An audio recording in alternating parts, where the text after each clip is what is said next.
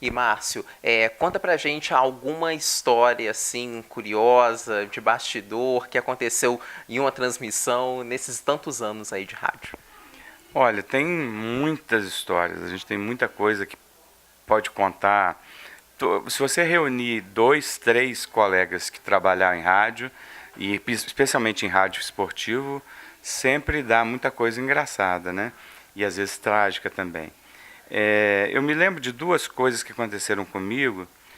Uma na final do jogo Botafogo e Penharol, que foi uma disputa de título da Comebol, que era uma competição internacional, e nós fomos cobrir o jogo no Maracanã.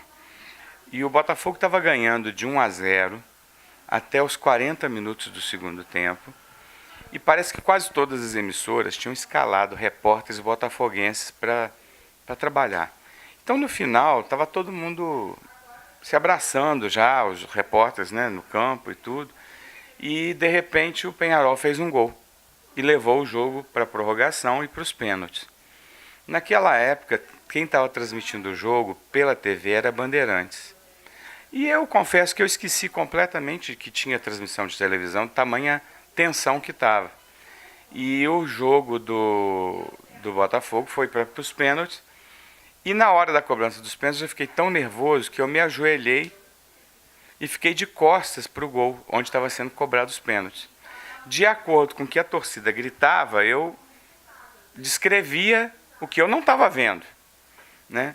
E aí no dia seguinte eu descobri que a televisão inclusive fez um close do sofrimento do repórter botafoguense, né? E aí foi um dia que eu extrapolei a minha paixão que eu não consegui. A outra também foi uma questão de paixão, mas aí ninguém ficou sabendo. Foi numa decisão de campeonato brasileiro entre Botafogo e Flamengo. O Botafogo perdeu o primeiro jogo de uma forma muito vergonhosa, que praticamente não dava chance dele recuperar no segundo jogo.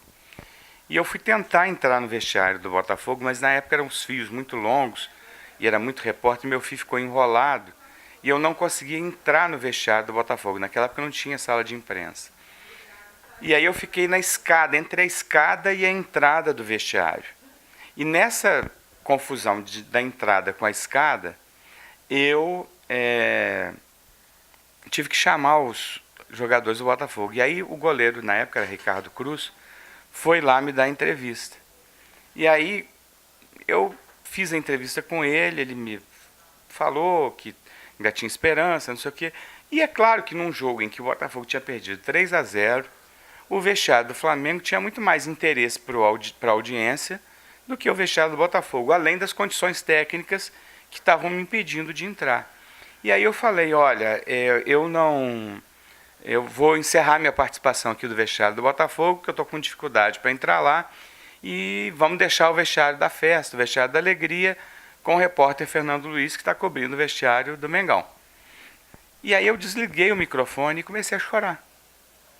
E o Ricardo Cruz começou a me consolar e chamou outros jogadores do Botafogo que vieram e falavam comigo, não chora não, nós vamos conseguir vencer o segundo jogo. Aí de repente eu me dei conta do vexame que eu estava dando dentro do vestiário, quer dizer, na porta do vestiário, que mobilizou os jogadores do Botafogo com pena de mim. Quer dizer, isso é um absurdo, um repórter perdeu o controle emocional, mas eu estava tão aborrecido com o jogo que a hora que eu terminei, eu consegui fazer meu trabalho profissional sem nenhum deslize até aí. A hora que eu fechei o microfone, aí virou o torcedor. E aí eu descompensei.